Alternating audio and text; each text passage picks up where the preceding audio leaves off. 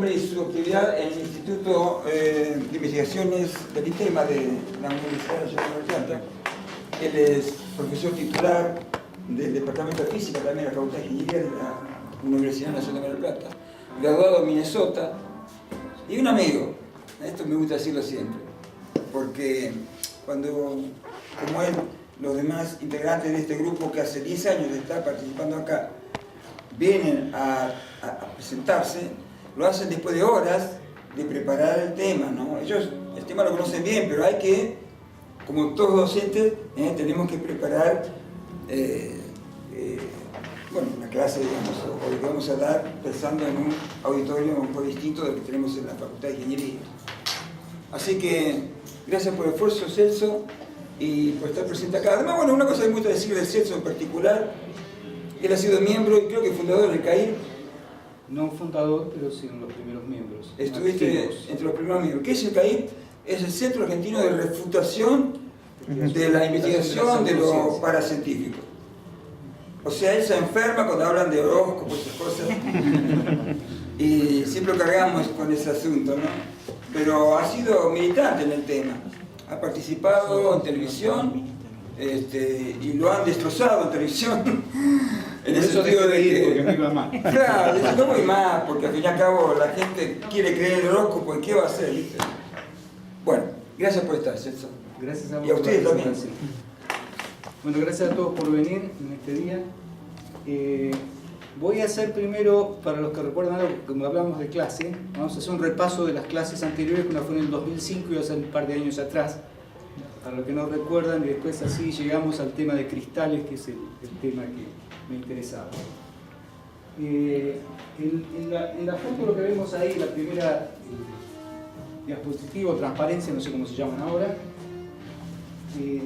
vemos los dos extremos de lo que vamos a ver. A la izquierda es Demócrito, considerado de alguna manera el padre del atomismo, y lo que vemos a la derecha es la estructura del grafeno, ¿sí? Que es la estructura que tiene el grafito, una capa de grafito, y según muchos dicen va a ser el reemplazante del silicio. Todavía no lo es, pero dicen mucho que va a ser el reemplazante del silicio en toda la microelectrónica. Bueno, lo primero que vamos a partir es un largo camino de Parménides a Boltzmann. ¿Sí? Una historia rápida de la ciencia de Parménides a Boltzmann. Parménides era, bueno, un griego de los viejos griegos. Vivió por aquellos siglos antes de Cristo. Era una pequeña colonia griega, Elea se llamaba, que estaba un poquito al sur de Nápoles. Parménides fue el que dijo todo es uno. Él pensaba que todos los cuerpos que tenemos, todas las sustancias que están alrededor de nosotros están formadas por la misma materia, ¿sí? Elemental. Y también que no había espacio vacío entre la materia, ¿sí? Que todo estaba lleno de materia. De alguna manera es el padre de lo que se llamaba el horror al vacío, ¿sí? Los griegos pensaban que no podía existir el vacío. Y como consecuencia de eso, de que no podía existir el vacío, pensaba Parménides que el movimiento no era posible. No era posible porque algo para moverse necesitaba ir a un lugar que estuviese vacío. Pero como no había lugar vacío, no se podía mover. O a lo sumo si iba a un lugar donde había otra cosa tenía que encontrar un lugar vacío. Pero como no había lugar vacío, el movimiento no era posible. Pues esto claramente está mal, porque sabemos que el movimiento es posible, pero este tema lo alteraba a Parménides. En oposición a la idea de Parménides de que todo es uno, tenemos a Empédocles de Agrigento. Me gusta mucho el nombre de los nuevos estudiantes, se lo repito fuerte. Empédocles. Este no decía que todo era uno, él decía que había elementos que en distintas proporciones constituían los cuerpos que nos rodean. Y los elementos que él propuso son conocidos por ustedes, son la tierra, el agua, el fuego y el aire. Idea que ha sobrevivido hasta nuestros días. Ha sobrevivido hasta nuestros días porque esta idea de los 4 elementos estos la tomó Aristóteles, ¿sí? Aristóteles le agregó un quinto elemento que se llama el éter, porque él pensaba que lo que está más allá de la tierra, lo que no es mundano, tenía que estar hecho de otra cosa, ¿sí? Que éter viene de eterno. Entonces decía que las cosas en el cosmos, las estrellas estaban hechas de otra materia, no de la misma sustancia que está hecha las cosas aquí terrenales, ¿sí? Si han visto la película El Quinto Elemento, la película con Bruce Willis, están los 4 elementos de Empédocles y está el quinto elemento que propone Aristóteles, ¿sí? Que el rol realmente es medio extraño, porque el rol lo juega una actriz una actriz ucraniana, que está en la foto, en el quinto elemento, que para verla mejor me traje una foto. ¿Eh? Mila Jovovich, esto es lo mejor que van a ver en la charla. Mira, persona, Jovovich. Es de ucraniana. Pues. Sí, es precioso. Bueno, que esto de alguna manera explica por qué Aristóteles estaba obsesionado con el quinto elemento. También explica por qué se separó Bruce Willis. Y es verdad, y es verdad. De Aristóteles a... La próxima vez va de Parménides a Boltzmann. De Aristóteles a Bruce Willis. Bueno. Leucipo, ¿sí?, fue posiblemente el primer hombre que propuso, o por lo menos en Occidente, o que sepamos, la existencia de los átomos, el hecho de que la materia es discreta en el sentido de que está formada por pequeñas piecitas, pedacitos, ladrillitos que la constituyen, una oposición a continua, ¿no? Sería continuo algo si uno pudiera romper este pedazo de papel tantas veces como quisiera y siempre podría seguir dividiéndolo. La idea es que llega un momento, la idea del atomismo, que no puedo seguir dividiéndolo como lo venía dividiendo, es cuando me encuentro con un átomo, una molécula. Bueno, Parménides, de alguna manera, para defender la posición de su maestro Parménides, era discípulo de Parménides, propuso el hecho justamente de que la materia era discreta y estaba formada por pequeñas partículas. Entonces imaginaba el aire con un montón de partículas moviéndose, entonces yo me podía mover, porque cuando me movía, las partículas iban rodeando mi cuerpo, siempre evitando que hubiese vacío. ¿Sí? Salió en defensa de esa manera. Lo que quiero recalcar con estas... en este punto, muchos me dicen, mis colegas de ciencias blandas o de social, lo que ustedes dicen ya lo sabían los griegos. No es que lo sabían los griegos, creo que era gente muy inteligente y que hacía especulaciones muy interesantes, pero evidentemente esto sale exclusivamente de especulación y filosofía, ¿no?, de una charla de café, por decir hoy día. ¿Sí? Así que, de alguna manera, lo que sabemos hoy es mucho más profundo, lo cual no es que seamos más inteligentes, nos tocó vivir 25 siglos después, es por eso, ¿no? Hemos acumulado mucho conocimiento. Bien, sigamos con nuestra historia. La pregunta a esta altura es, que se preguntaban los griegos, yo me lo voy a preguntar ahora, si es posible deducir que la materia es discreta, está formada por pequeños ladrillitos, a partir de la razón exclusivamente, sin hacer ninguna observación y ninguna experimentación.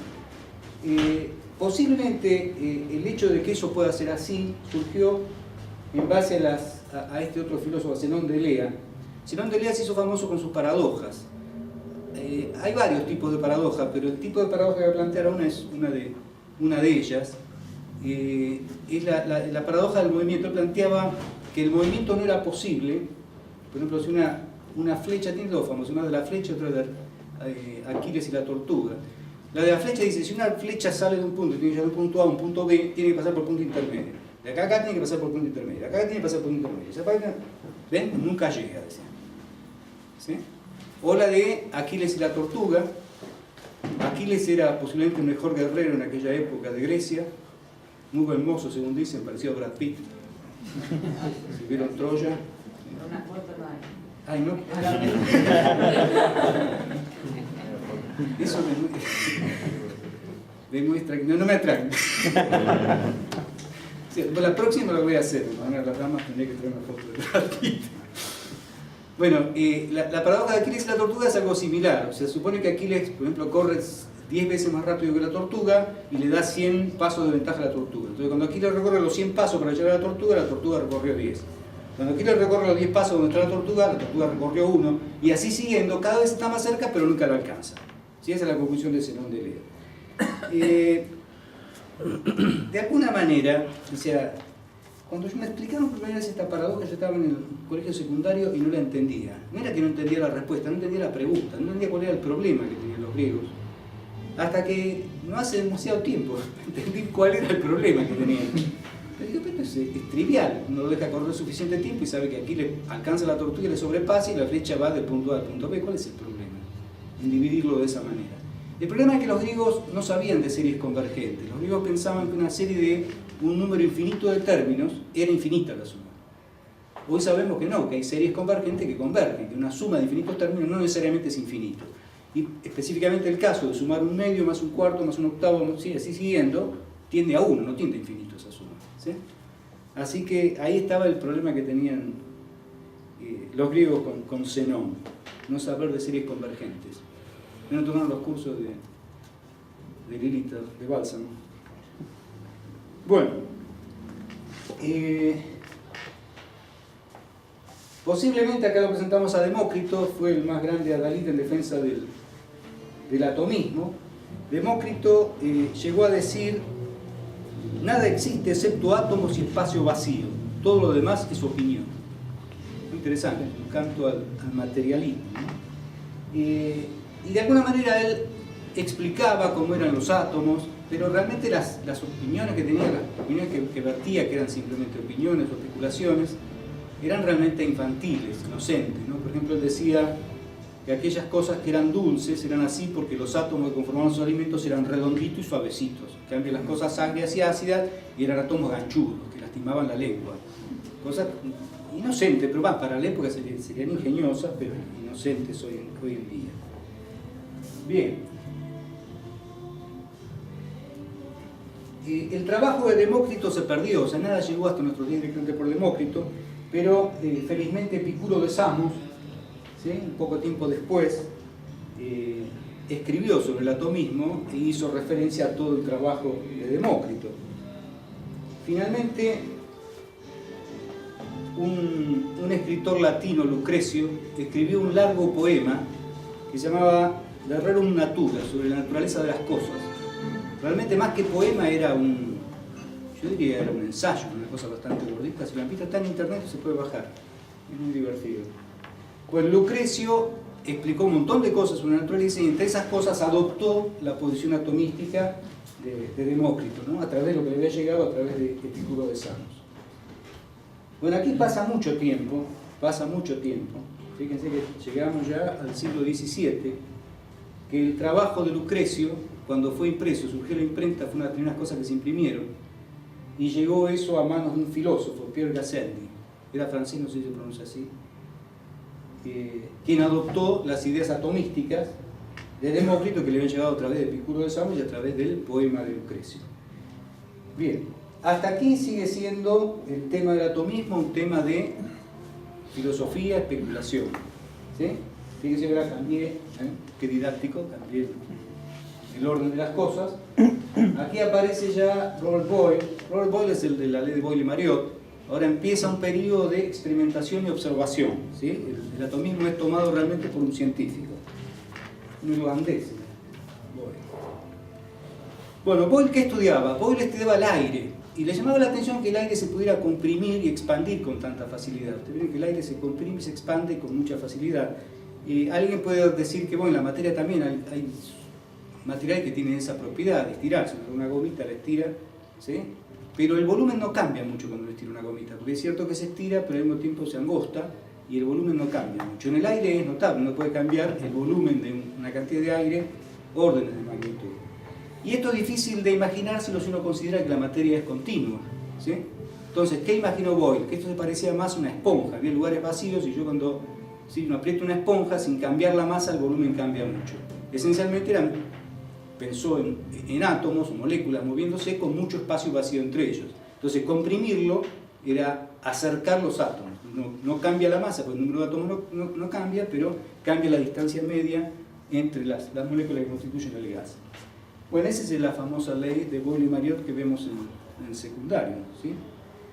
Bien, y dado que los sólidos y los líquidos prácticamente no se comprimen, pensaba Boyle que en ese caso los átomos o moléculas estaban en contacto unos con otros, ¿no? Bien, en 1661 Robert Boyle escribió un libro que se llamaba el químico escéptico y ahí describe la noción de elemento, ¿sí? ¿Qué es un elemento? Un elemento para Boyle era una sustancia simple que no se puede formar a partir de otras sustancias más simples ni se puede descomponer en sustancias más simples, porque si es así no sería un elemento, ¿sí? Si es un elemento no puede ser formado a partir de cosas más básicas. De alguna manera todo el mundo más o menos coincide con esa definición de elemento, por lo tanto, fíjense que el aire no es un elemento, es una mezcla de nitrógeno y oxígeno esencialmente. El agua es un compuesto de hidrógeno y oxígeno, hoy sabemos. La tierra, yo que sé, bueno, depende de dónde, es una mezcla muy variopinta de distintos minerales dependiendo de dónde la tome. Y el fuego ni siquiera entra en la categoría de elemento, no entra en la categoría de materia, es una reacción química. Digo, para que todo le quede claro que las ideas de Empédocles, con todo respeto, estaban mal, ¿no? Lo increíble es que llegan a nuestros días a través de la astrología, ya que me dio pie acá Roberto. Increíble, los astrólogos insisten con que esos son los elementos. Hasta nos venden vinos con esos elementos. El vino es muy bueno, pero ideológicamente me molesta. Bien. Bien. Bueno, por supuesto no todas las sustancias en la naturaleza son elementos, hay muchos compuestos que se llaman. Un compuesto es una unión de dos o más tipos de elementos, pero en una unión que se llama una unión química. De tal manera que el compuesto que se forma puede tener propiedades muy distintas de los elementos constitutivos. Hacia fines del siglo XVIII los químicos comenzaron a estudiar reacciones químicas en forma sistemática, y entre ellos se destaca Antoine Lavoisier. Lavoisier, considerado el padre de la química moderna. Lavoisier hizo un montón de reacciones químicas y midió un montón de cosas, ponía reactivos en reactores y medía que pasaba y que se formaba, e hizo lo suficiente número de experimentos para llegar a la conclusión de que la materia se conserva. O sea, yo pongo los elementos dentro del reactor, veo después lo que sale y los dos pesan lo mismo, ¿sí? Que la materia no se crea ni desaparece en el reactor. O sea, se llama principio de conservación de la materia o de la masa. Otro paso muy importante lo dio este hombre, Joseph Proust. Joseph Proust siguió haciendo experimentos con reacciones y se dio cuenta de que los compuestos no se formaban con cualquier proporción de los elementos que los constituyen. Que cuando uno quería formar un compuesto, tenía que poner una cantidad determinada de uno y una cantidad determinada de otro, y eso forma el compuesto, y si uno pone más elementos de uno, al final de la reacción le sobra, ¿sí? No forman parte del compuesto. Y así propuso lo que él llamó la ley de las proporciones definidas o fijas. O sea, los compuestos se forman en proporciones fijas de los elementos, no en cualquier proporción, ¿sí? Bueno, basado en estas ideas, hacia el principio del siglo XIX, en inglés John Dalton revivió definitivamente el atomismo. Él pensó, si las cosas son así, es fácil imaginárselo, que los compuestos están formados por átomos que arman las moléculas, y si debo necesitar un número definido para armar una molécula de una sustancia determinada. Y así propuso John Dalton algunas pautas de eso. Él propuso que los elementos salga a desmentirlo. Había otros tipos que estaban haciendo electrólisis del agua, descomponiendo el agua en hidrógeno y oxígeno, y encontraban que aparecían 2 volúmenes de hidrógeno por cada volumen de oxígeno, pero llegaron a la conclusión que la fórmula del agua era H2O, como hoy sabemos, ¿no? O sea, 2 átomos de hidrógeno por cada átomo de oxígeno. Bien, sigamos adelante.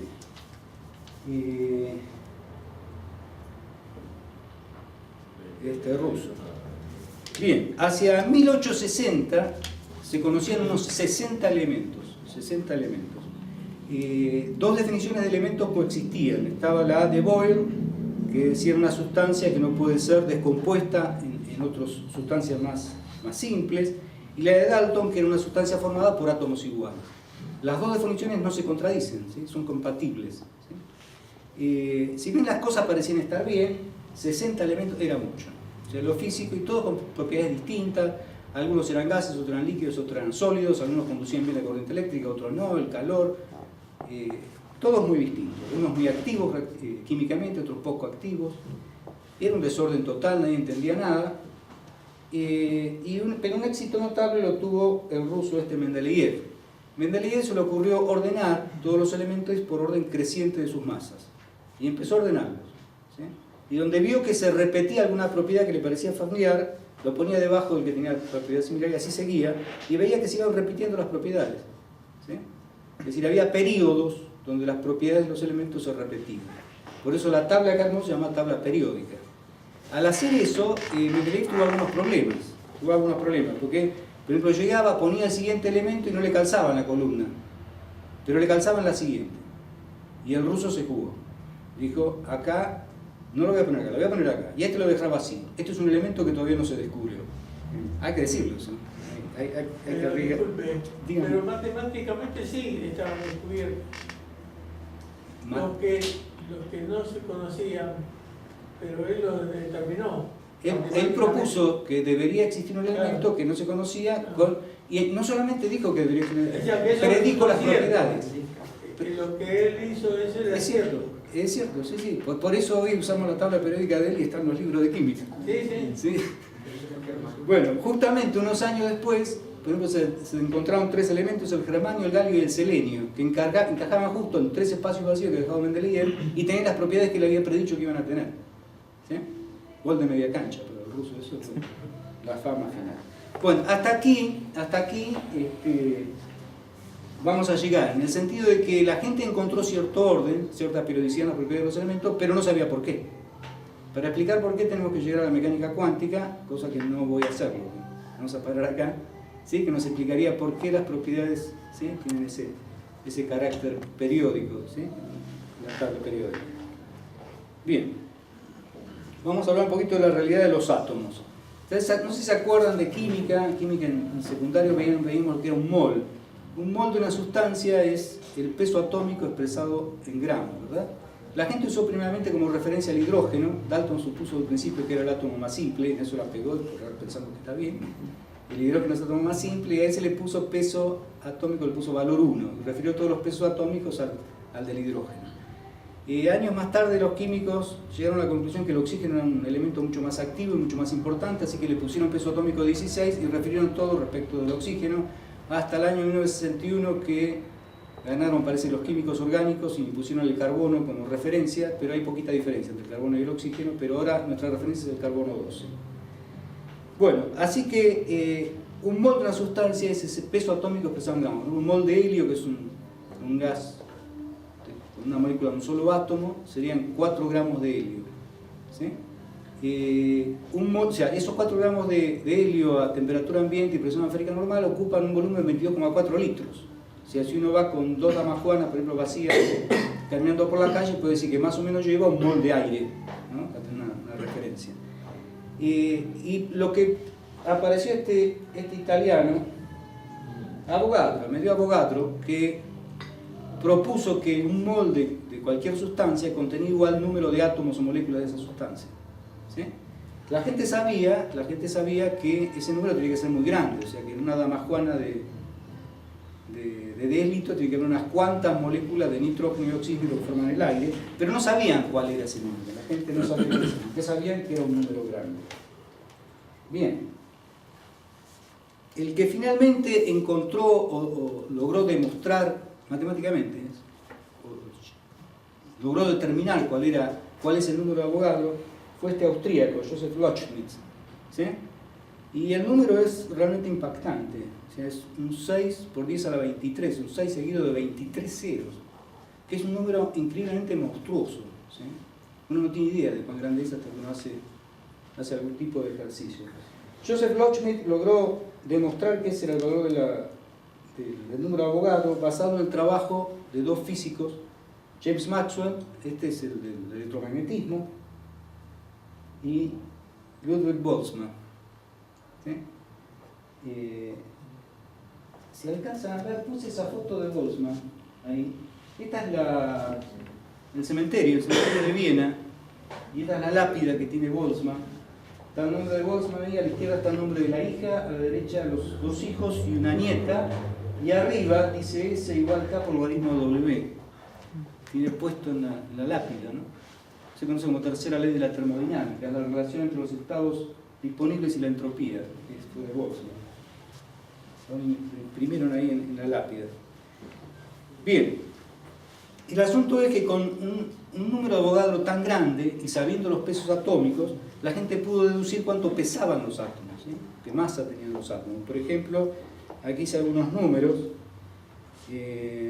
A ver, para el oxígeno me da que una molécula de oxígeno pesa 5.3 por 10 a la menos 23 de gramo, o sea que 0,2201 de gramo, ¿sí? O sea que un átomo de oxígeno pesa 2,65 por 10 a la menos 23 de gramo. Son increíblemente chiquitos, ¿no? Y viendo cuáles son las densidades de los sólidos, y subiendo que los átomos están en contacto, uno puede calcular el tamaño de los átomos, y el tamaño de los átomos está en el orden de 10 a la menos 10 de metro. Esa unidad se llama Armstrong, ¿sí? 10 a la menos 10 de metro. Claro, por eso que no los vemos, ¿eh? Uno mira una cosa y ¿por qué no veo esto que está formado por pequeñas partículas? Porque son muy chiquitas, ¿sí? Por eso no las veíamos. Así que nos llama la atención que nunca las hubiéramos visto. Sin embargo, bueno, acá quiero hacer un comentario con respecto a que siempre me dicen que soy un científico, ¿cómo me dicen? Inflexible, positivista, cosa que no soy. No sé qué otras cosas me dicen. No, hay muchas que me dicen que no les puedo reproducir. Y me dicen que los científicos como yo solamente creemos en lo que vemos. Bueno, quiero decir que eso es absolutamente falso. Yo creí en los átomos antes de verlos. Nunca había visto átomos, sin embargo creía en los átomos. Y los científicos creían en los átomos a pesar de no verlos. ¿Sí? Pero sin embargo el cúmulo de evidencia acumulada, aunque indirecta, era abrumador en favor de la teoría atomística, es decir, que la materia está constituida por pequeñas partículas que se llaman átomos. ¿Sí? Y al contrario, veo muchas cosas en las cuales no creo. Por ejemplo, lo vi volar a un hombre, David Copperfield, por ejemplo, no pienso que el señor tenga superpoderes para volar, supongo que es un truco. ¿Sí? A la inversa también es cierto. O uno puede tener ilusiones o alucinaciones también. Bien. Bien, todo muy bien. Esos son los átomos. Y entramos a tema nuevo ahora. Este fue el repaso de hace 5 años. Vimos hace 5 años, vamos a entrar en tema nuevo. Todo muy bien en cuanto a los átomos. Ahora, muy bien, las cosas que tenemos alrededor, los átomos forman sólidos, cosas sólidas. En particular, yo soy un solidista. Los físicos que estudiamos los sólidos nos llaman solidistas. Los átomos se juntan y arman sólidos. Bueno, ¿cómo se forman los sólidos? ¿Sí? ¿Cómo los átomos forman sólidos? Bueno, los sólidos, ¿qué es un sólido? Bueno, un sólido es, sabemos, sus propiedades básicas son que presentan resistencia al cambio de forma y de volumen. O sea, un líquido toma la forma del recipiente que lo contiene, o un gas que ocupa todo el volumen, ¿no? Disponible. Eso es un sólido. Hay dos grandes tipos de sólidos, podemos clasificarlos. Son sólidos amorfos y sólidos cristalinos. Esos son los cristales. Los sólidos cristalinos son lo que llamamos en ciencia cristales. ¿Qué es uno y qué es otro? Vamos a ver. Los cristales son sólidos que consisten en un arreglo periódico de átomos, iones o moléculas. Es decir, en los cristales, los átomos que forman ese sólido están ordenaditos, ¿sí? Ordenados pero a largo alcance. Típicos cristales son los diamantes, cristales de cuarzo, los metales, los sólidos iónicos. Ahora vamos a ver más ejemplos después. Los sólidos amorfos pueden tener un orden a corto alcance, pero los átomos a largo alcance están desordenados. Típicos los vidrios, los plásticos. ¿Sí? Así que ahí tienen un resumen de lo que es un sólido cristalino y lo que es un sólido amorfo. O sea, ambos pueden tener orden a corto alcance, pero los amorfos a largo alcance son desordenados. Ahí tienen, por ejemplo, dos sólidos. El de la izquierda, fíjense que ordenadito que está en una red, se llama hexagonal, esencialmente es una red tipo original. Bueno, ahora vamos a ver cómo se describen, las cosas no son simples. Esto parece un panal de abeja, ¿verdad? Es un hexágono formando tipo panal de abeja. Si ven a la izquierda, los atomitos rojos tienen dos verdes contiguos y a la derecha también. Cada rojo tiene un verde de cada lado. Y cada... Sí. Puede ser que algunos sólidos como los metales puedan parecer ordenados sin ser cristales, como las campanas de las iglesias, por ejemplo, vi un documental hace poco, okay, que aparecían así, cada átomo sí, ordenado debido al trabajo que tenían, enfriamiento lento y un montón de cosas, pero no era sí, cristal y estaba así ordenado. El metal. Sí, ahí ya iba a llegar a eso, pero te lo adelanto, los metales tienen estructura cristalina. Ah, bien. Tienen, en realidad son policristales. Ahí llegamos. Bueno, los rojitos, fíjense, tanto a la izquierda como a la derecha tienen un átomo, dos átomos vecinos verdes. Y cada verde tiene 3 rojos, tanto a la izquierda como a la derecha. Pero claramente ven que a la izquierda hay un orden a largo alcance y que a la derecha no lo hay. Entonces, el arreglo periódico, ¿sí?, de átomos, iones o moléculas que forman el sólido, ¿sí?, lo que se denomina cristal, o también estructura cristalina. La estructura cristalina, cuando dice estructura cristalina, por ahí hace más referencia a la disposición en particular que tienen los átomos. ¿Cómo se describe un cristal? Lo que primero se describe es la red. Una red es una abstracción, es una serie de puntitos en el espacio ordenados, ¿sí? Y para armar el cristal, armar en un sentido como lo estoy describiendo, a cada puntito ese hay que asignarle, lo que se llama una base, un motivo, que puede ser un átomo o un conjunto de átomos, ¿sí? Entonces la red es un arreglo periódico, pero es una abstracción. El cristal se forma colocando en cada puntito un átomo o un conjunto de átomos, se llama base. Base. Diferentes sólidos, ya de distintas sustancias, pueden tener el mismo arreglo geométrico, pueden tener la misma estructura cristalina. ¿Sí?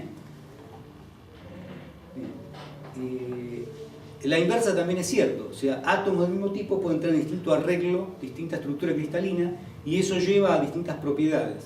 ¿Sí? Sustancias que están formadas por todos los mismos átomos pueden tener propiedades muy diferentes, y el caso que vemos acá es el caso del diamante y el grafito. El diamante tiene una estructura tridimensional, todos saben lo que es un diamante, y a la derecha el grafito, que es por capas, son todos átomos de carbono en ambos casos. Bueno, el grafito, si le dan a elegir, elijan el diamante, que vale más. ¿Sí? Pero esencialmente los átomos son los mismos. Si se acuerdan, Superman tomaba un pedazo de carbón y lo comprimía con gran presión y lo transformaba en un diamante que se lo regalaba a Luisa Lane, ¿se acuerdan? Bueno, pero, o sea, la materia, los átomos son los mismos. ¿Sí? Bien. ¿Qué mantiene unidos los átomos que forman el cristal? ¿Sí? Un sólido en general. ¿Por qué están juntos? ¿Por qué no se separan? ¿Sí?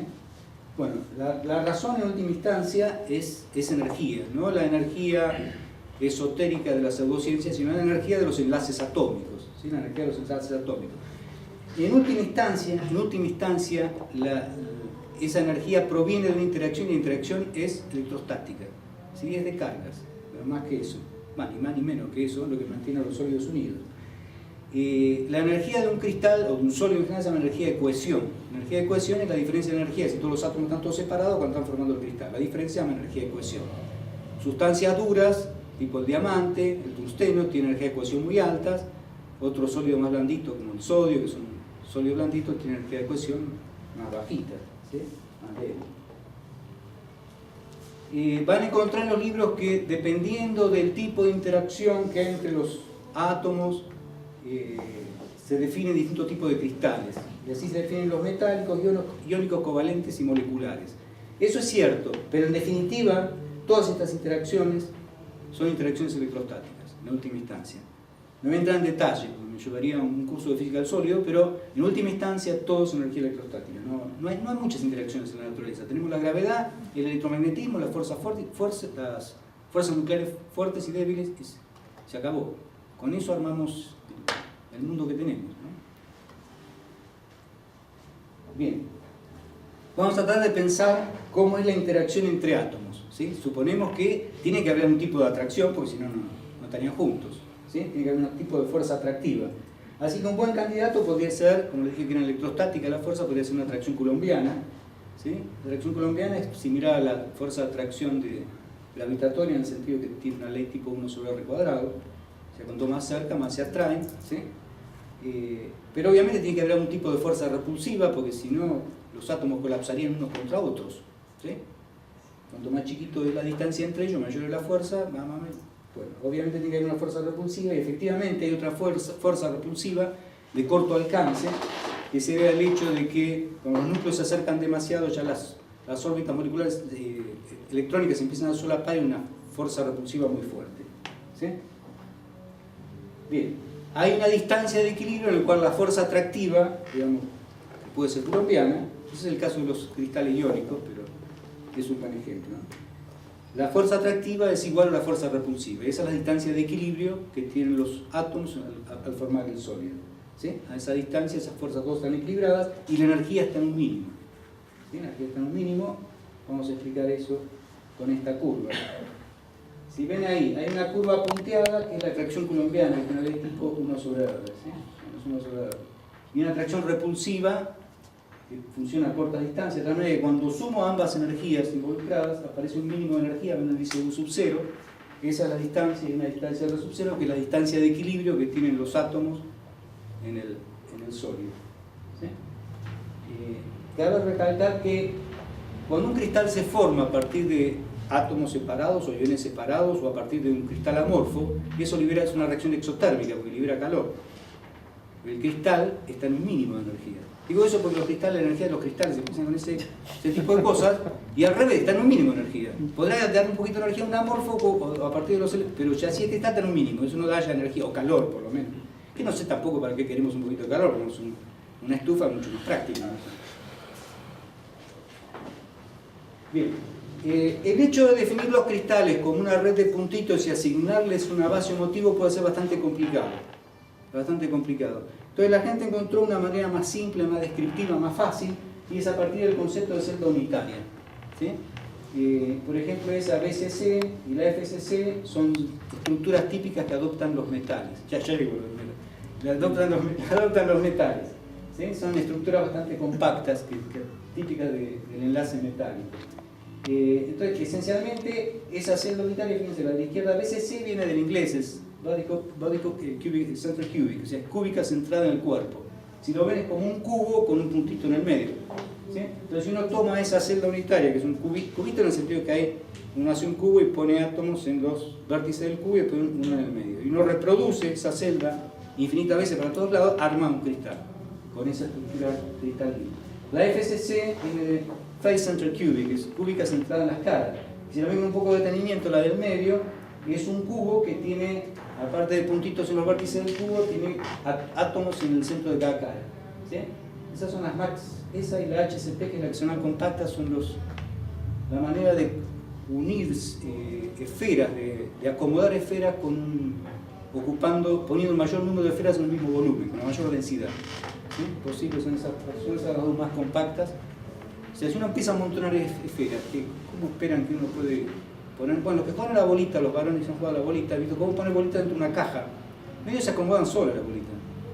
Van a ver que tiene que hacer una superficie de una estructura tipo hexagonal y después ir poniendo bolitas en los agujeritos que quedan entre tres. Y arman otra capa, y así arman otra capa, y así arman otra capa, y así van formando. Esas dos tipos, maneras de poner bolitas corresponden a la FCC y la HCP.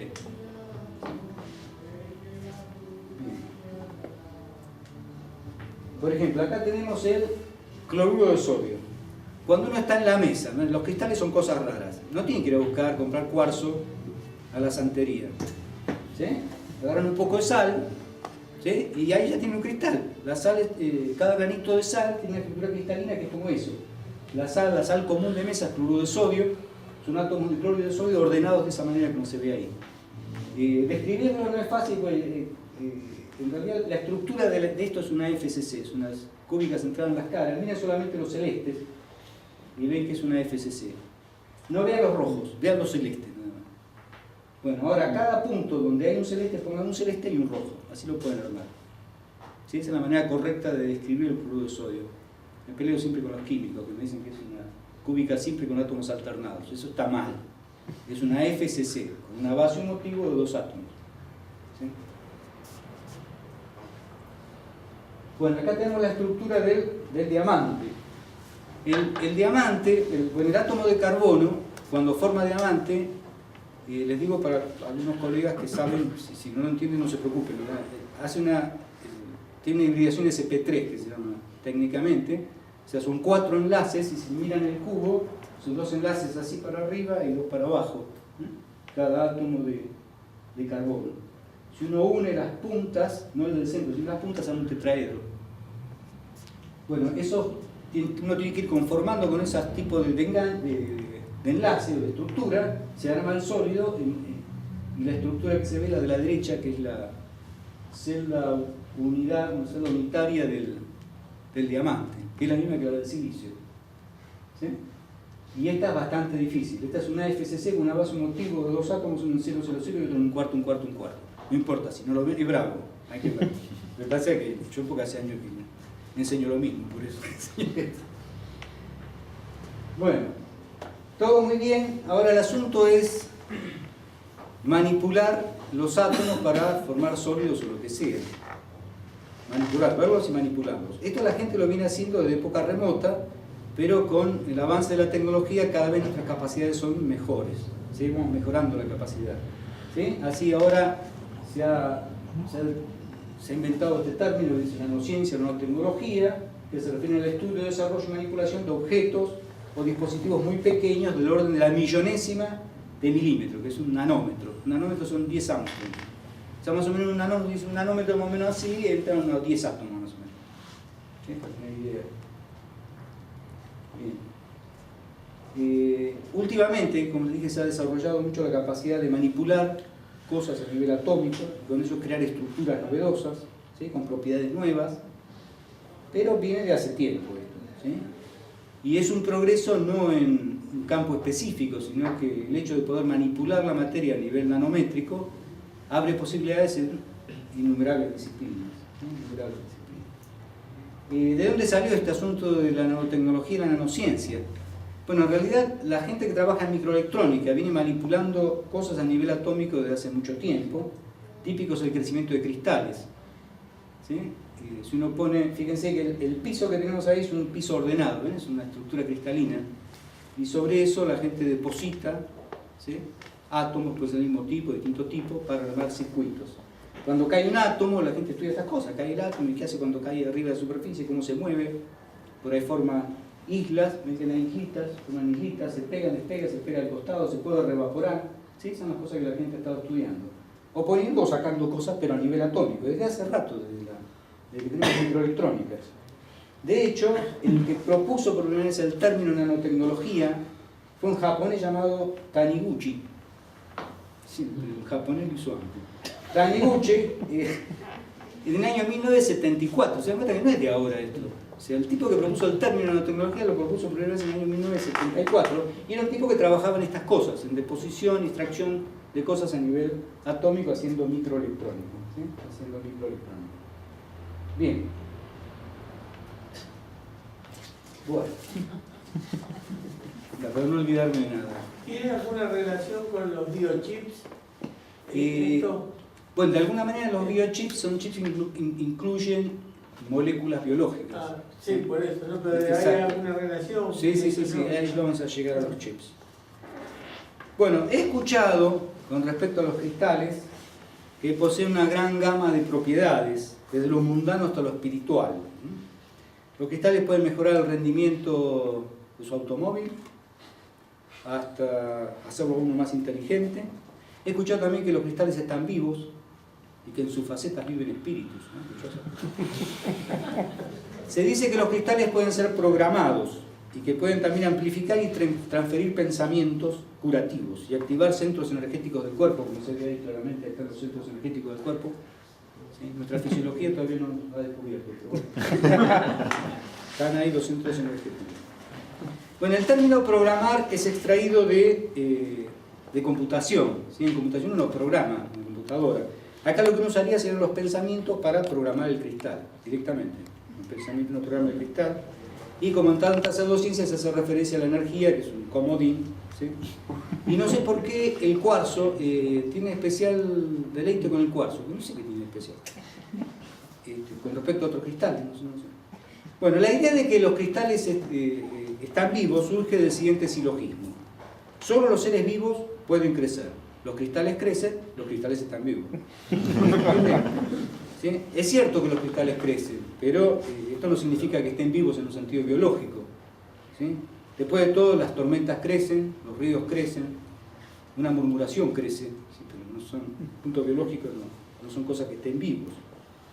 Bueno, los cristales crecen en forma natural, hay muchos cristales naturales que han crecido si se dan las condiciones, ¿sí?, específicas para que crezcan, y hay otros cristales que son artificiales hechos por el hombre, que uno los hace crecer, como hacía el japonés que inventó el término nanotecnología, bajo condiciones controladas. Cuando la gente piensa en cristales, generalmente se piensan en cosas facetadas, diamantes, rubíes, ángulos, ¿sí?, bordes agudos, ¿sí?, esquinas. Sin embargo, los cristales pueden tener diversas formas y patrones, ¿no? Hay distintos tipos. Lo que ya contamos, la sal, el azúcar también es un cristal, otra cosa que tenemos en la mesa, y la cucharita, ya que estamos en el café, la cucharita, la cucharita de metal que está ahí también es un cristal. Los metales cristalizan mayormente, así que les pueden decir a la gente que cree estas cosas que se cuelgue una cucharita que le sale más barato que el cuarzo, ¿sí? Es un cristal metálico. Pero les voy a contar la diferencia que existe entre lo que se llama un monocristal y un policristal. En un monocristal, si uno dice que un pedazo de un material es un monocristal, los átomos están ordenados del primero al último, están todos ordenados, ¿sí? En un policristal, que es típico de los metales, hay granitos que están ordenados, pegados entre sí, ¿sí? Granitos del orden de los micrones, pero si uno toma ese micrón, hay muchos átomos que están ordenados, pegados a otro cristalito, y así van formando el metal, pero tiene estructura cristalina. ¿Sí? Bien. Otra cosa, también le llaman cristales al vidrio fino, también le llaman cristal. Muchas veces es una copa de cristal, así que fina. No, en realidad es de vidrio. Son todas de vidrio, es de un vidrio fino. ¿Sí? No estoy que no soy despectivo con la copa. Digo que está, ¿sí? Pero es un vidrio fino. Hay otro mito también, ¿no? Yo no hablar de los vidrios, los amorfos.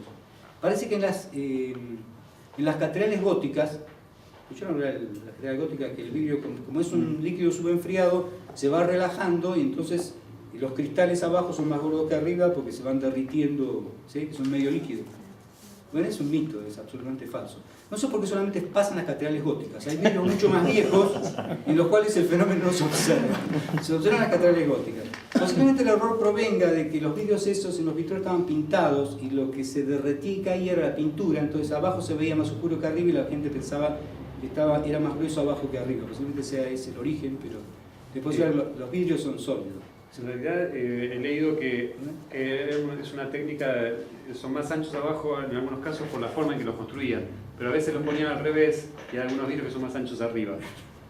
Que eso ya se derriten para arriba.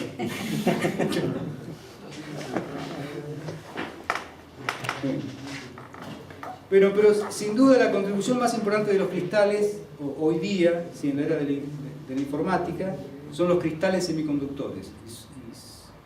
Y ese es el verdadero, que yo diría, el verdadero poder de los cristales. ¿Sí? Los cristales semiconductores tienen propiedades eléctricas que los hacen fantásticos para construir dispositivos electrónicos y en base a ello se ha generado esta computadora que está acá, hoy funciona todo en base a la microelectrónica.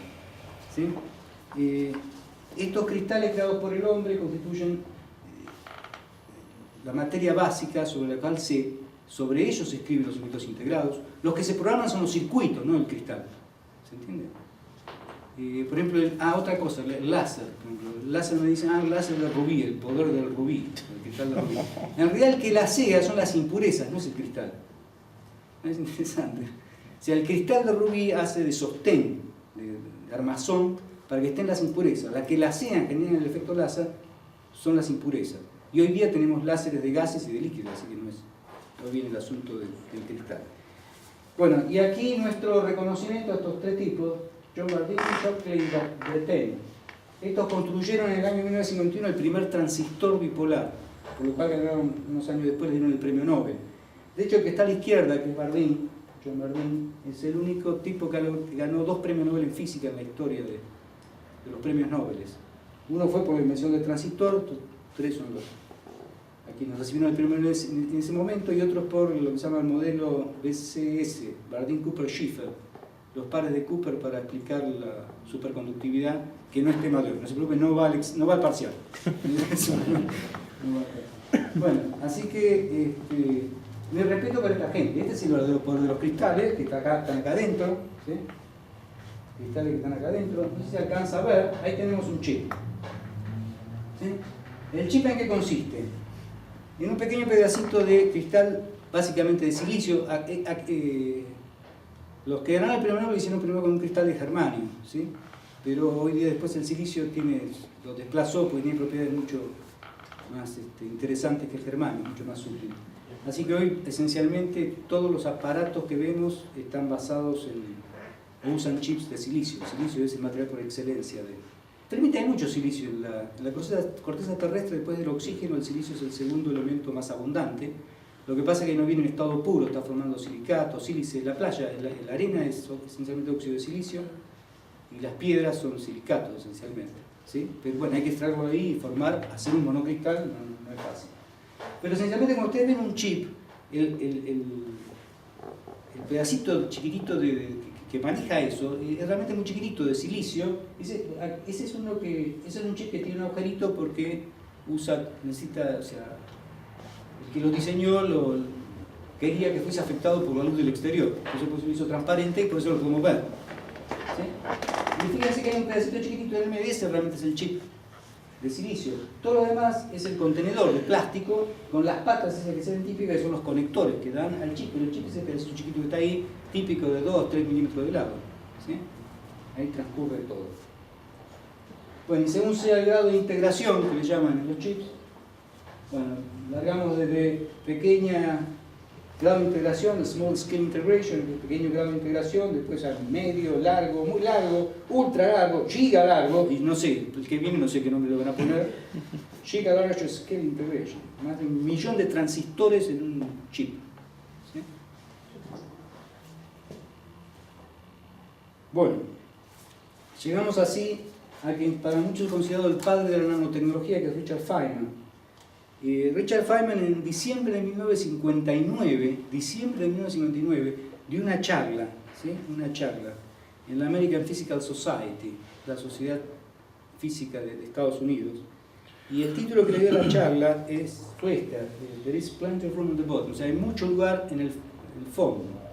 Con eso quería decir que había mucho por hacer a escala pequeña, en el fondo de una escala, ¿sí? De una escala de tamaño, que había muchas cosas para hacer en las cosas chiquititas, ¿sí? Él, y específicamente, dijo que él estaba interesado en manipular y controlar los objetos a nivel atómico. En eso estaba interesado, decía que se podía hacer. En aquella época todo lo que existía era el microscopio electrónico, y él apuntaba entonces que se trataba de construir microscopios electrónicos de mejor calidad, ¿sí? Estaba desesperado por poder escribir un montón de información en una cosa chiquitita, almacenar información en algo pequeño. Llegó a sugerir la idea de tragarse al médico, esas fueron las palabras que usó en inglés. O sea, tratar de hacer un pequeño robot, pequeñito, para que uno se lo trague y mandarlo desde afuera a controlarlo y que vaya al lugar específico, ¿sí? A atacar localmente la dolencia. Eso supongo que fue tomado años después, hicieron la película, la década del 60, me acuerdo que trabajaba Raquel Welch. Será del 60 y algo, se llamaba Un viaje fantástico. El tipo se tragaba en el doctor. Bueno, eso lo propuso Feynman en el año 59 y hay gente trabajando en esas cosas, así que algún día nos tragaremos al doctor, en el mejor sentido. Bueno, no solamente eso, Feynman era un personaje. Feynman tocaba en los libros, tiene 3 libros básicos de física, aparece tocando bongo, tocaba bongo, y era un tipo muy, muy divertido, muy especial. Esto que dice ahí, a ver si lo puedo leer. Dice: quiero describir, traducción libre. Desearía describir un campo en el que poco se ha hecho, en que hay mucho por hacer. Este campo no es como otros en los que nos dirá cosas sobre física fundamental, en el sentido, por ejemplo, que son las partículas extrañas, sino es mucho más como la física del estado sólido, en el sentido que puede decirnos muchas cosas de interés acerca de fenómenos extraños que ocurren en situaciones complejas. Más aún, un punto que quiero resaltar es que tendría un gran número de aplicaciones tecnológicas. Esto está extraído directamente de la conferencia que dio en el diciembre del 59. De lo que quiero hablar es acerca del problema de manipular y controlar cosas a escala pequeña.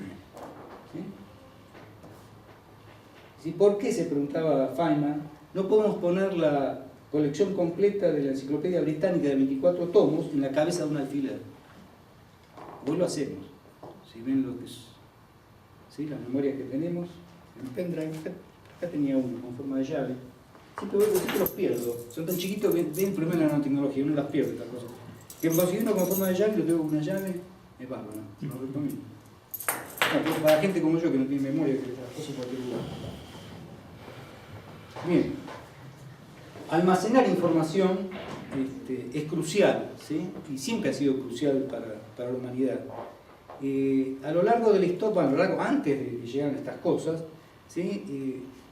Grabábamos o almacenábamos 3 tipos de información. Por un lado, ideas, son los libros. Por otro lado, la música, teníamos los discos.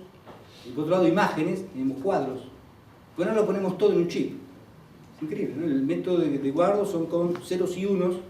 Yo acá dentro de la computadora tengo película, tengo libros, tengo música, ¿sí? Bueno, Feynman, a lo largo de la charla, esto que fue bastante larga, está en internet si lo buscan, se planteaba estos problemas básicamente: cómo escribir en miniatura, meter información a pequeña escala. Él pensaba mejorar los microscopios electrónicos, pero era lo que había en aquella época.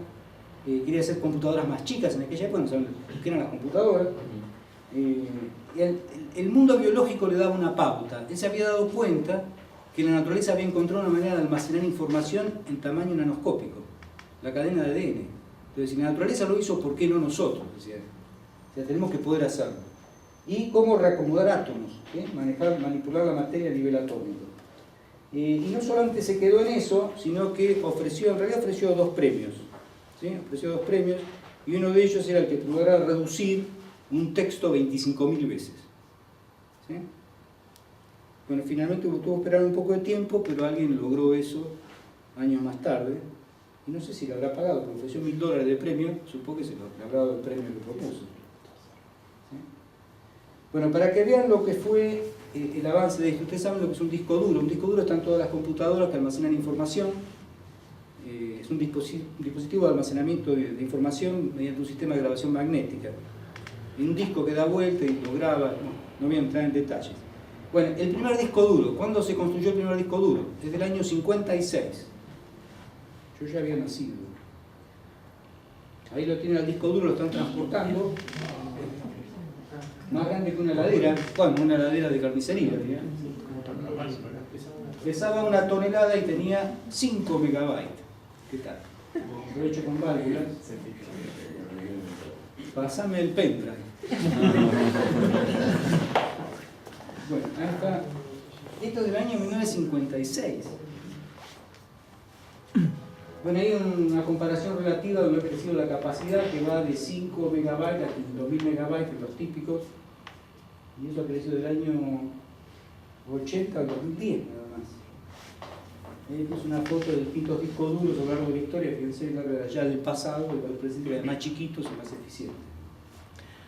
Estas cosas han revolucionado nuestras vidas.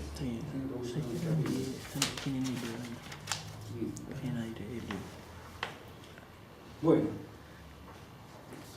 Está haciendo el... No, me aguanta 15 minutos, no sé.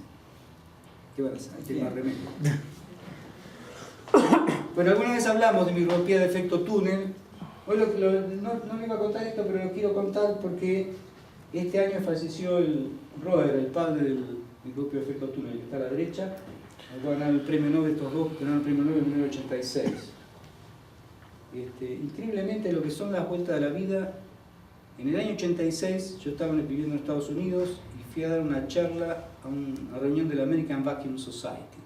La charla inicial, ¿quién la dio? Roeder. Increíble, así que le di la charla, estaba dando la charla justamente porque había ganado el premio Nobel con el microscopio de efecto túnel.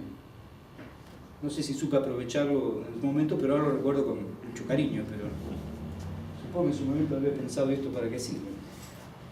Bueno, ¿cómo funciona el microscopio de efecto túnel? Rápidamente. Es una puntita, la punta de eso amarillo que se ve arriba es la punta del microscopio, lo que está abajo es el sólido que uno quiere ver. Pero el tipo va barriendo, de tal manera que sin llegar a tocarlo, se establece una corriente y se pone una diferencia potencial sin tocarlo, se llama efecto túnel.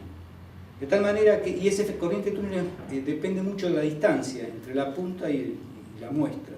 De tal manera que si hay una montaña, yo vengo con la punta, me acerco demasiado a la montaña, hay un sistema de retroalimentación que levanta la punta, de tal manera que la punta va siguiendo el contorno de la superficie. Como un viejo televisor va barriendo, pero tenemos una señal X y Z, ¿sí? Que finalmente lo llevamos a una pantalla, y se pone en la pantalla y uno ve la superficie, y eso tiene resolución atómica, aunque uno no crea, tiene resolución atómica. ¿Sí? Siempre alguien me pregunta si realmente uno ve con el microscopio de efecto túnel, y entramos ahí en una discusión filosófica. ¿Qué quiere decir ver? Si por ver entendemos tirar fotones y recibir los fotones, no estamos viendo. Esto es más bien como un tipo que más bien tantea, esa es la punta, que tantea, que ciego, tantea y describe lo que toca. En todo caso. Pero en definitiva uno lo ve porque lo ve en una pantalla. Como recibe las 3 coordenadas de la superficie, X y la altura, finalmente hace una descripción de la superficie. El instrumento es muy chiquito, en una nanotecnología tiene que ser chiquito, si todo nano. Simplemente la puntita es todo tamaño muy chiquito, que controla la punta que se mueve, son piezoeléctricos que mueven la punta, simplemente está manejado con un control electrónico y va a una computadora, así que cabe todo arriba de un escritorio. ¿Sí? Bien, y con el microscopio este de efecto túnel, este lo muestro porque lo hicimos en el laboratorio, un pequeño microscopio que tenemos en el laboratorio, es el grafito. Entonces el grafito tiene esa estructura hexagonal, eso tiene de lado 8 nanómetros por 8 nanómetros, y las pelotitas que vemos, cada pelotita son 2 átomos de carbono. Si ahí ven el carácter, o sea, vemos el carácter discreto de la materia. La materia está hecha de pelotitas, pedacitos de ladrillito que llamamos átomo, en este caso carbono. ¿Sí? Hay cosas más interesantes, pongo el silicio porque me gusta mucho para hacer poner algo en la pared, no sé, un tejido, no sé qué se pone en la pared. Bueno, ese es el silicio, la superficie se llama 111, es un cristal. El silicio, dijimos, es un cristal como el diamante, tiene esa misma estructura. Pero depende de qué plano uno lo corta, es lo que uno ve en la superficie. ¿Sí? A esos planos, técnicamente, este plano corresponde a lo que se llama el 111. Los átomos que están en la superficie no mantienen la posición que tendrían si estuvieran en el medio del sólido, sino que se reacomodan. Eso se llama reconstrucción de la superficie. Se reacomodan porque buscan luz, buscan menor energía. Se recomendándose, ¿sí? El sistema se relaja. Y esas rayas que se ven ahí, uno las interpreta mejor si hace un gráfico de esto en 3 dimensiones, son escalones. Son escalones de 4 monocapas de átomos. ¿Sí? Una superficie más popular es esta, la 100, porque esta es la superficie de la 100, es la superficie que se usa, que tienen los wafers, sobre los cuales se construyen los circuitos integrados, es esta superficie. Ahí vemos escalones, cada vez, fíjense que hay como cadenas, ¿ven? Sí, la del medio, cadenas que van de derecha arriba, izquierda abajo. La cadena está formada por unos pequeños elipses, ¿ven? Si la ven, tienen buena vista. Y cada elipse está formada por 2 átomos de silicio. ¿Sí? La calidad de la imagen es tal acá que uno puede ver las pequeñas elipses que son 2 átomos de silicio. Se llaman cadenas de libros eso. Cada vez que uno pasa de un escalón a otro, o sea, la diferencia entre un escalón y aquel es una monocapa. La estructura del diamante es tal que la simetría rota a 90 grados y la dimerización se produce a 90 grados. O sea, cada vez que uno cambia de escalón hay una rotación de 90 grados. Bien. Algo que no... Este es un extra, esta charla de hace 2 años, pero esto es nuevo. En resumen de lo anterior, tema nuevo. Anoten, como ahora que va el parcial. Tema nuevo, manipulación atómica. ¿Sí? A la izquierda vemos una imagen en la cual la punta va recorriendo la superficie y lo que les dije, donde encuentra un montículo, la punta describe la forma del montículo y eso es lo que va a la computadora.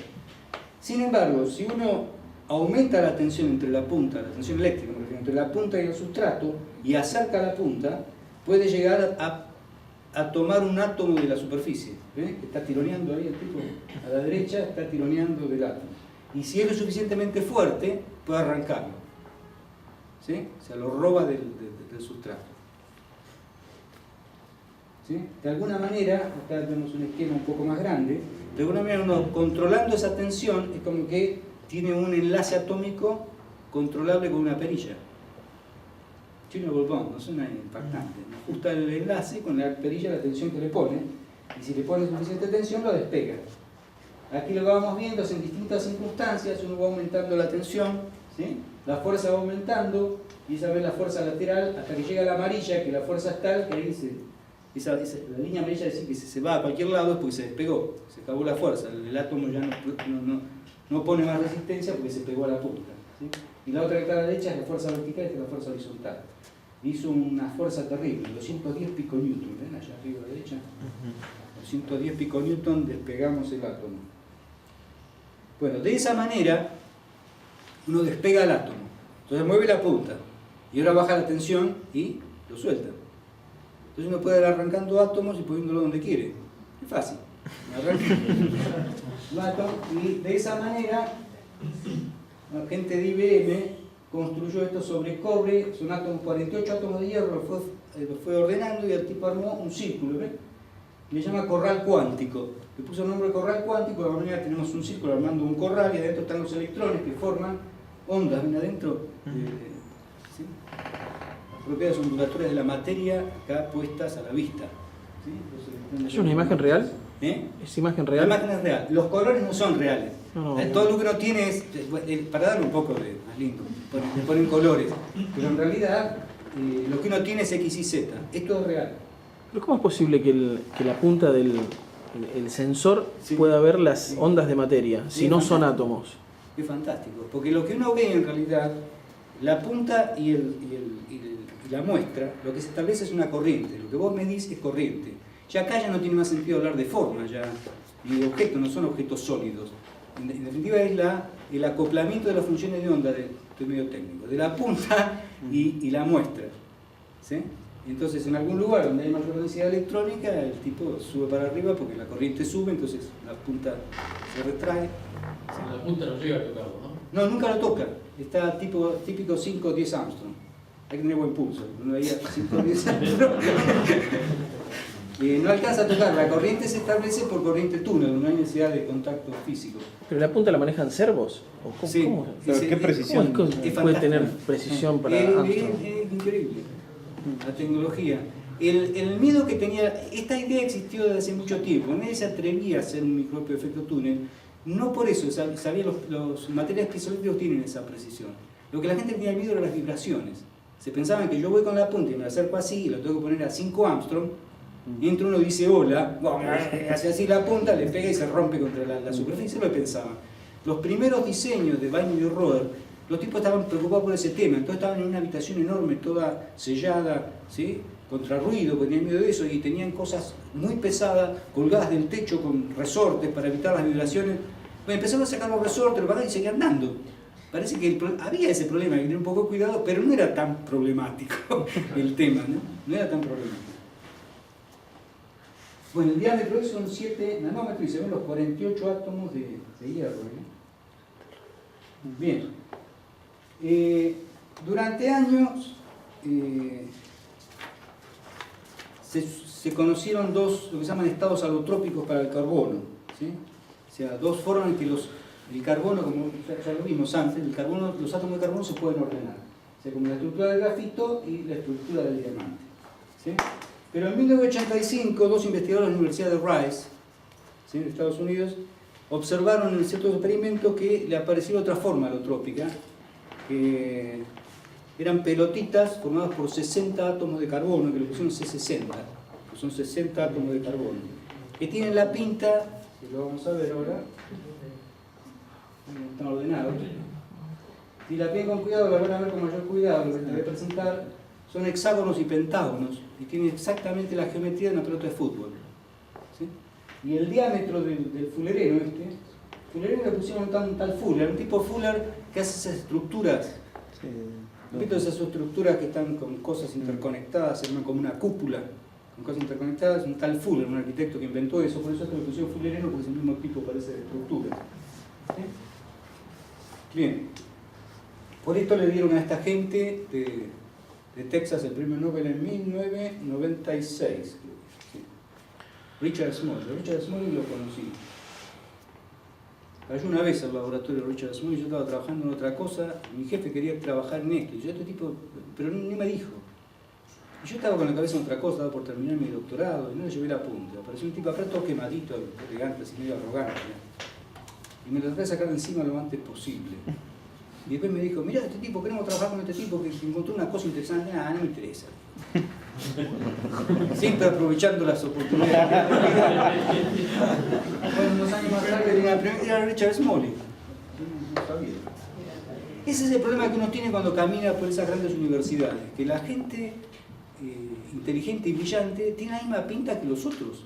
O sea, no se distingue con facilidad. Bueno, ahí tiene una representación un poco más clara de lo que es el fulereno, el C60 y la pelota de fútbol, ¿no? Los pentágonos y hexágonos. Bien. En el año 1991, un físico japonés, un tal Iijima, reportó en la revista Nature, Nature posiblemente es la revista más afamada de ciencia, la formación de moléculas tubulares, al que le llamó nanotubos, ¿sí?, hechos con carbono. ¿Sí? Es fácil, hay que agarrar una lámina de grafito, doblarla así, pegarla y armar un nanotubo. ¿Sí? Y encima, esto es un dibujo, no es real, no es real, es un diagrama nada más. Es un nanotubo, la gente mete nanotubos adentro de nanotubos. Bueno, el asunto es que los nanotubos tienen propiedades muy especiales, son muy duros y tienen propiedades eléctricas muy interesantes. Hay gente que está haciendo transistores con nanotubos. Una vez vi a un tipo de la Universidad de Illinois que presentó una nanoradio hecha con nanotransistores de nanotubos. No sé, necesitaría un nanodedo para mover el diablo, no sé, pero era impactante. Bueno, y el último de la familia, de esta familia, que es el más afamado, es el grafeno. El grafeno simplemente es una capa de grafito. ¿Sí? En la estructura están los átomos de carbono. Tiene eso, simplemente tiene de grosor un átomo esa lámina. ¿Sí? Ese es el grafeno. La gente que trabaja en esto, yo no trabajo en grafeno, dicen que es 200 veces más resistente que el acero, que es flexible, conduce el calor y la electricidad. Y le dieron el premio Nobel a estos dos, a André Geim y Konstantin Novoselov, recientemente, en el 2010, esencialmente porque dieron pautas de cómo manipularlo con facilidad, ¿no? Porque hay que tener pulso para el microscopio, para sacar una lámina, acá con la lámina de grafeno, ¿sí? Bueno, hay algunas propiedades que puse. El grafeno, para los que entienden estas cosas, me pueden entender, si no, no importa. La relación de dispersión del grafeno son dos conos invertidos, son dos rectas. Así que, si esto es una recta, los electrones prácticamente no tienen masa, vuelan en el grafeno. Si logramos hacer dispositivos con grafeno, van a ser dispositivos muy rápidos. Se calienta menos por efecto Joule, soporta radiación, es transparente, ¿sí? Así que muchos dicen que en algún momento va a desplazar al silicio. La gente está trabajando en esto, estamos lejos todavía. Firme, el silicio todavía sigue siendo, seguimos estando en lo que yo llamo la edad del silicio. De alguna manera los materiales determinan las edades, es decir, la edad de piedra, el material relevante era la piedra, la de hierro, la edad de bronce, ¿sí? La edad de hierro, ya lo dije, vino después la de bronce, y yo creo que ahora estamos en la edad del silicio. La gente no lo sabe, pero todas las cosas, las máquinas que manejan todo, los cerebros, todos están hechos de silicio. A algún momento llegará la edad del grafeno, del carbono. Bueno, la vez pasada que di una charla sobre atomismo, terminé con esta frase que está extraída, esto es lo último, está en el primer libro de Feynman, ¿sí? Y dice al principio, yo se los conté por decirle la idea de cuán importante era el atomismo, pero ahora tiene más significado, ¿sí? Sí, la charla resulta ¿sí? Interesante. Dice, si en un cataclismo, dice Feynman, fuera destruido todo el conocimiento científico y solamente una frase pasara a la generación siguiente, ¿qué enunciado contendría el máximo de información en el mínimo de palabras? Y él dice que es la hipótesis atómica, la idea atomística, ¿sí? O el hecho atómico, como quieran llamarlo, está diciendo en el libro. Que todas las cosas están formadas por átomos, ¿sí? Pequeñas partículas que se mueven con movimiento perpetuo, atrayéndose unas a otras cuando están separadas por una pequeña distancia, pero repeliéndose cuando se las trata de apretar unas con otras. ¿Ven? La atracción y la repulsión a corta distancia, que ahora tiene sentido, después del curso de la clase de hoy, tiene sentido eso último. La materia es bipolar. Y termino con esta frase que me gusta mucho. Dice, toda nuestra ciencia comparada con la realidad es primitiva e infantil, y sin embargo es lo más preciado que tenemos, que es de Einstein. Bueno, muchas gracias por la paciencia.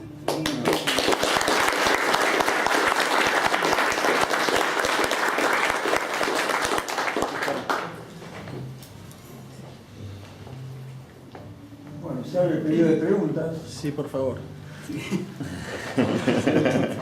Yo tengo dos preguntas. La primera, cuando estabas explicando cómo se forman los cristales y qué interacción tienen los átomos iguales para poder unirse. Sí, en realidad era una interacción iónica, la que estaba planteando, un ion positivo y negativo típico, por ejemplo, del cloruro de sodio de la sal común. Exacto. Átomos iguales no se atraen por ese mecanismo, claramente. Es el enlace covalente. Claro, en el momento, por ejemplo, para armar un cristal, el hierro o cualquier metal o cualquier cristal, eso tiene que ver con la forma de las capas electrónicas o de la última capa electrónica, el formato que tiene el átomo para poder formar esos enlaces. Bueno, tengo que hablar de algo muy específico. Vos preguntaste. Vamos al enlace covalente, por ejemplo, el silicio o el diamante. ¿Cómo se forman? Son átomos iguales. La razón es la misma por la cual se forma la molécula de hidrógeno y la molécula de oxígeno. ¿Por qué se unen dos átomos que son iguales? ¿Sí? ¿Qué es lo que los atrae? Porque acá no hay uno positivo y uno negativo. El cloruro de sodio hay iones que son positivos y negativos y se atraen electrostáticamente. ¿Cómo se forma una molécula de hidrógeno? Se solapan las... Bien. Cuando vos pones juntos dos átomos de hidrógeno, vaya a su casa, trabaja en práctica, tome dos átomos de hidrógeno, pongan juntos. Cuando uno pone juntos, el potencial cambia. Ahora, vos tenés los núcleos que son positivos y el potencial electrostático es otro, es decir, conformado por dos núcleos positivos. Eso da lugar a que las funciones de onda, que me quitas en mecánica cuántica, las funciones de onda de los electrones ahora sean otras. Y aparece un nuevo nivel simétrico, que es lo que le llaman enlazante los químicos. Entonces el electrón cae a ese estado enlazante, al estar cerca cae, o sea, puede tener un nivel energético más bajo, y esa diferencia con los átomos separados es la energía covalente. ¿Se entendió? No, sí. O sea, al estar juntos los átomos aparecen nuevos niveles energéticos permitidos. Ustedes saben que en un átomo hay niveles de energía, la mecánica cuántica predice eso, niveles de energía. En una molécula, cuando pongo dos átomos, aparecen, dado que ahora el potencial es distinto, que tengo dos en lugar de uno, aparecen nuevos niveles de energía permitidos. Entonces el electrón relaja, puede ir a un nivel más bajo. Al poder ir a un nivel más bajo, gano energía, el nivel que estaba, el que bajó. Obviamente hay una distancia óptima de equilibrio, porque si me pongo muy cerca, los núcleos que son positivos se empiezan a repeler. Hay una distancia óptima en la cual la energía que se gana es máxima. Eso es el enlace covalente. En el enlace metálico es distinto. En el enlace metálico los electrones están muy delocalizados. ¿Sí? Los átomos son tales, está la constitución, que aparecen bandas de energía.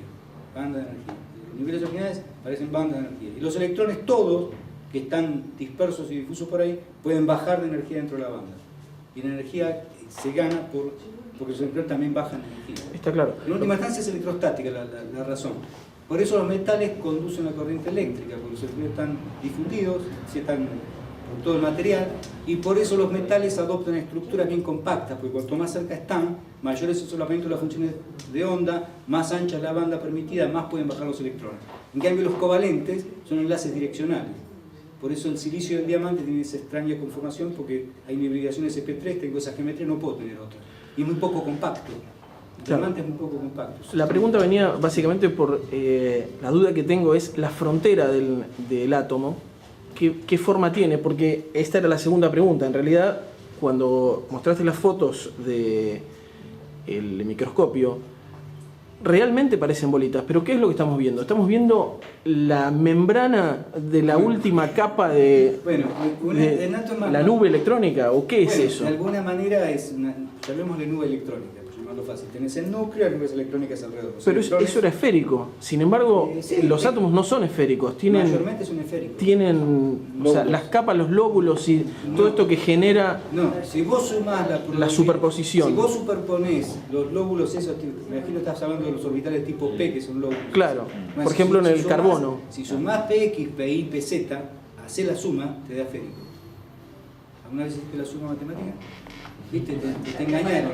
No tienen esa forma. Los átomos, si vos sumas los subcapas tipo P en las tres direcciones, te da esférico, te da simetría esférica.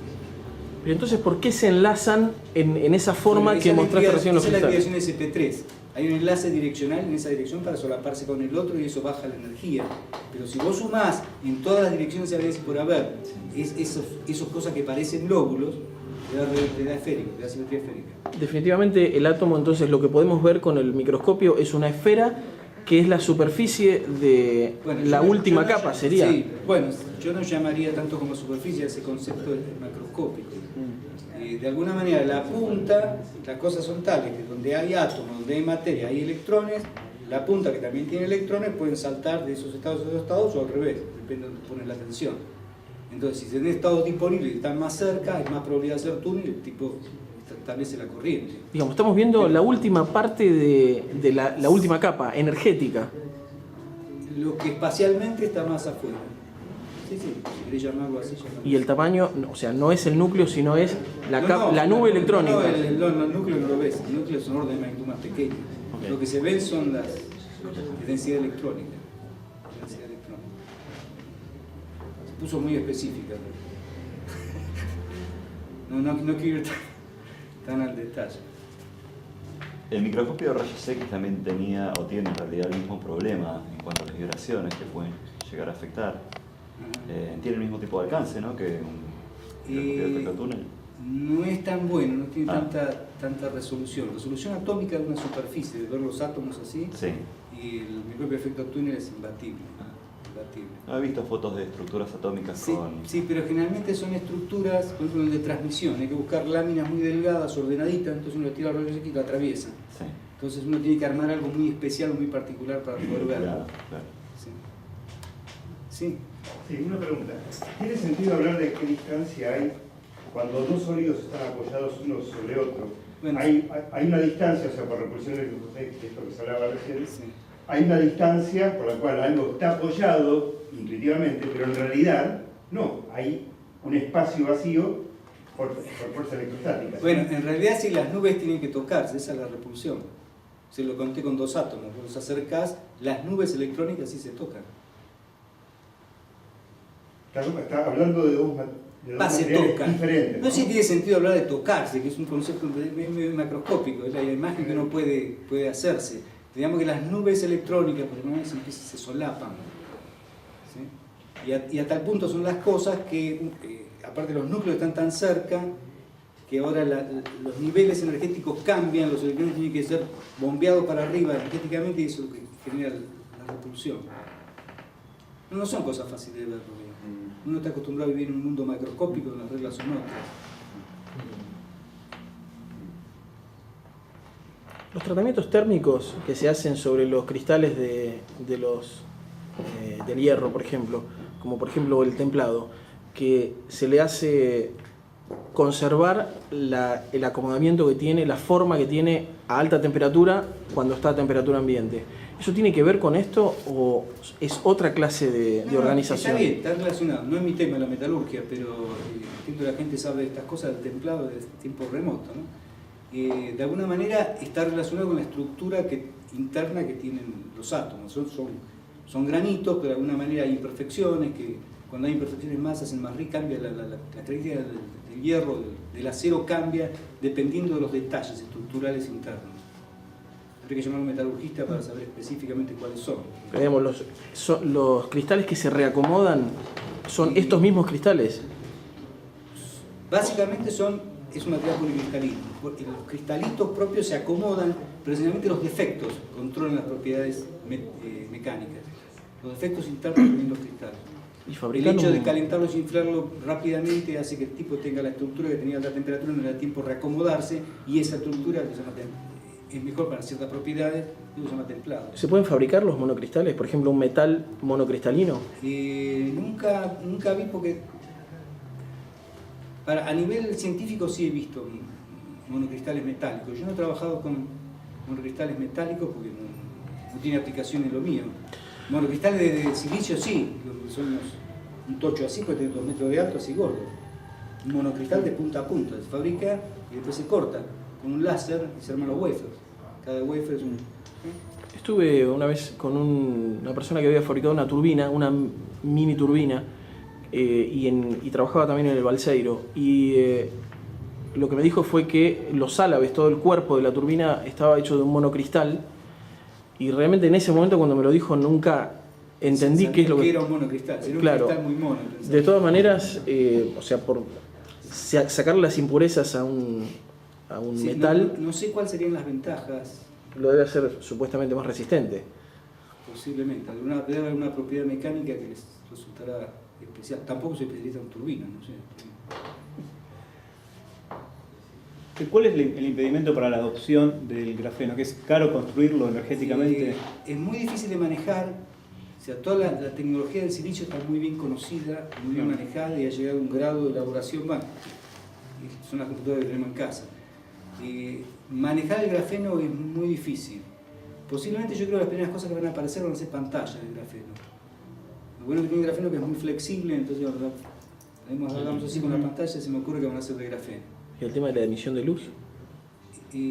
Porque eso hay que resolverlo también. O sea, se puede hacer una malla, pero y hay que hacer que emita. Hay que emita. Sí, seguro.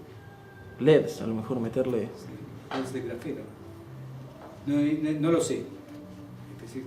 Tal detalle no lo sé. Pero sí que hay gente trabajando en el grafeno como posible material futuro. En principio las propiedades eléctricas que tiene son muy buenas, pero eso es bien específico y básico. A ver si ahora se puede hacer un dispositivo basado en grafeno. El otro día salió un artículo en el diario, pero creo que era comparado con un chip de silicio estaba lejísimo. Pero bueno, la gente está trabajando, intentando hacerlo. Yo creo que le va a dar trabajo. Salió un artículo hace unos días sobre la posibilidad de almacenar energía también en el grafeno, algo así como capacitores. Lo que pasa es que es como lo mejor de los dos mundos, entre una pila o una batería y un capacitor que se descarga rápido y la otra se descarga lento. Es como que tiene lo mejor de esos dos mundos y que podría dar una vuelta interesante para poder... Por ejemplo, hablaban de que en un segundo se carga la batería de un celular y puede durar una semana. Claro, creo que es por lo que decías vos que los electrones... Velocidad. Claro, Sí. exactamente. Sí, vuelan los electrones en el grafeno. Pero Técnicamente tienen masa cero. De acuerdo a la relación de dispersión, tienen masa cero. Por supuesto, no quiere decir que vuelen porque hay límite relativístico, ¿no? Pero desde el punto de vista básico no tendrían masa. ¿Se acuerdan que la masa que hay gente de física? ¿No? ¿Sí? ¿Se acuerdan que la masa está relacionada con la relación de dispersión? La forma de la relación de dispersión, si es una recta, la masa es cero. ¿Sí? ¿Se acuerdan? Ni idea. Celso, Sí. al final si me pongo un cristal a la panza, ¿no me cura la hepatitis? Mira, si vos creés, te creas. Eso es lo bueno del grafeno, que todavía no está tan difundido entre la gente y a futuro, cuando esté más difundido, vamos a ver las propiedades curativas de él, ¿no? Ahí está. La propiedad curativa del grafeno. A eso te podemos dedicar. No a estas cosas. Claro. Si no hay ninguna pregunta, nosotros lo estamos despidiendo porque tenemos que entregar la sala, pero los invitamos para el año que viene, que seguramente están desesperados, Celso, Miguel y Alberto y todos nuestros amigos doctores en física, ¿no? De repetir un ciclo como este el año que viene. ¿En marzo? ¿Empezarían en marzo? No creo. No. A partir de mayo. Son 6 o 7 charlas de estas que dan ellos a lo largo del año. No, perdón. Aprovechenlas. Andás pensando en una charla tuya. No. ¿Cómo? ¿O no? Un miserable organizador que no sabe nada. Por eso. Ahí tenés varios temas. De todos modos, todavía, si quieren, ¿hay alguna otra pregunta para hacerle a Celso al respecto? Algo de la relación de dispersión, ¿podrías mencionar algo al respecto? ¿Cómo funciona la cosa? escapa? En un curso de física está obvio, se necesita. De alguna manera, la relación de dispersión es para las ondas, ¿verdad? Por ejemplo, la relación de dispersión por ejemplo, los medios no dispersivos, pero simplemente el aire es no dispersivo para la luz, ¿sí? Pero no es un medio dispersivo. Pero el vacío es un medio dispersivo para las ondas de materia. ¿Sí? Porque es parabólica, la relación entre la energía, el vector de onda parabólica para la relación entre la energía y el momento es parabólico, que va como p cuadrado. ¿Sí? Esa será la relación de dispersión. ¿Sí? En el fondo de la banda, la verdad que era así, parabólica, el fondo de la banda tiene una concavidad. Esa concavidad está relacionada con la masa efectiva de la partícula en el sólido. ¿Sí? Bueno, esa curvatura, técnicamente la derivada segunda. ¿Estamos hablando del electrón? Sí, en un sólido. La relación de dispersión en un típico en la banda de le hablo porque él sabe, que es ingeniero electrónico. La banda esta, ¿te acordás que era parabólica? Sí. La curvatura esta, la inversa de la curvatura, la masa depende de la inversa de la curvatura. Bueno, si es así, no tiene derivada segunda. La derivada segunda es cero. El medio cero te... ¿sí? Salvo en el vértice, ¿no? Tenemos una singularidad. Tenemos una singularidad. ¿Qué quiere decir? Que al tener masa cero tiene mucho más impulso, tiene mucho más posibilidad de... Responde rápidamente al campo aplicado. A los campos, claro. O sea, resistencia, Obviamente una superconductividad. No, pero una superconductividad es otro fenómeno. No, pero me refiero, no tiene resistencia, o muy baja. Tendría resistencia muy baja, sí. Pero digamos la velocidad de los electrones es muy grande porque responden rápidamente al campo eléctrico y tiene una masa que tiende a cero. Te agarran los efectos relativísticos. Masa cero. Increíble. Una pregunta. ¿A qué distancia está Argentina de investigadamente en todo esto? No sé si hay gente ¿Hay trabajando algo? en estas cosas. No, bueno, nosotros somos un país periférico, es una opinión política. Somos un país periférico donde hacemos algunas contribuciones en algunos puntos en particular, los grupos que hay que trabajan. pero nuestra contribución es mínima como todos los países chicos periféricos del planeta. Lo cual no quiere decir que haya grupos específicos que hacen contribuciones muy sólidas y muy fuertes.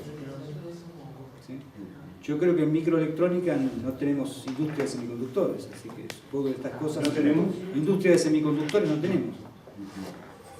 Yo me acuerdo cuando fui a Estados Unidos me dijeron que el país iba a arrancar y que íbamos a tener industria de semiconductores. Me parece que el burro de arranque no andaba mal. Arrancamos. Pero no hay muchos países que la tengan tampoco.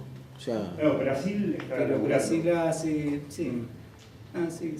Yo no creo que fuese tan... pero no al nivel que pasa en Estados Unidos o en Alemania. Bueno, porque hacen cosas más de punta, pero podríamos tener una industria de semiconductores. Costa Rica tiene una industria de semiconductores muy fuerte. Pero no desarrollo. Tienen una Estoy planta de y acuerdo. fabrican... Bueno, pero si no fabricás, es decir, vos no vas a fabricar fertilizantes si no tenés un campo que la consume. O sea, si no tenés una industria de semiconductores, no va a haber nadie estudiando semiconductores o viendo posibles avances. O sea, tenés que partir por una necesidad del medio. El trabajo de justamente lo que se está haciendo en tecnología de punta en Estados Unidos con lo que pasó ahora con el transistor 3D, que dicen que hay 50 años más de ley de Moore. Eso no se va a ver truncado por los desarrollos que están haciendo con el grafeno, porque en realidad lo que no se entiende demasiado es cómo le van a meter impurezas o qué se va a hacer para poder fabricar biestables o... Sí, ¿Cómo es eso? eso? Solamente el grafeno es abrir el gap. Eso es, son los dos conos puestos así. Nosotros abrir un gap para que sea un semiconductor. Hay gente que está peleando eso. Pero no trabajo en el semiconductor. Supongo que la competencia del futuro dirá sobre eso, sí. A mí me da la impresión que el grafeno le va a costar. Manipular el grafeno es muy difícil. Y la industria está muy sólidamente establecida en el silicio. No porque hay un complot, sino teoría de complot. Simplemente porque lo que funciona mejor y está disponible. El tema del grafeno es que tiene una sola capa digamos, es... Una monocapa. Pero si se hace por ejemplo, una pantalla, ¿qué sería eso? Muchas capas, porque algo de una capa de átomos es absolutamente imperceptible. Y dicen que es tan fuerte que una de las cosas que leí, que puede ser metafísica, pero le clavas un lápiz y arriba le pones un auto y no se... Bueno, no sé, nunca probé. Es una locura eso. Pero digo, ¿cómo se puede manipular algo de un... Aguantar el lápiz, el auto. Claro. Es más o menos como para explicar la fortaleza que puede tener esa monocapa. Ahora... sé que es 200 veces más duro que el acero. Yo no trabajo con grafeno. Sé que es 200 veces más duro que el acero, pero es muy delgadito, no se me ocurre que aguante. Pero la pregunta es, si tengo que hacer algo que sea manipulable, tengo que poner muchas capas y eso deja de ser grafeno, ya empieza a ser grafito.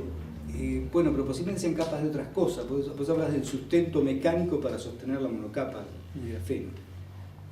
Es otro problema, es un problema tecnológico, dónde armar la pantalla, dónde montar la pantalla. ¿Sí? ¿Me explico? Me da la impresión que es otro problema. Te pondrían entre dos plásticos, por ejemplo. Por ejemplo, puede ser algo para manejarlo. Esta sea la parte activa y después una lámina de, no sé, un plástico algo finito que lleva para sostenerlo. Me parece que es mecánico. No, estoy especulando, no trabajo, no fabrico dispositivos. Claro, en este momento no hay aplicaciones todavía para el grafeno. Prácticas se está investigando. No creo. Nos vamos. Bueno, nos vamos. Muchas gracias.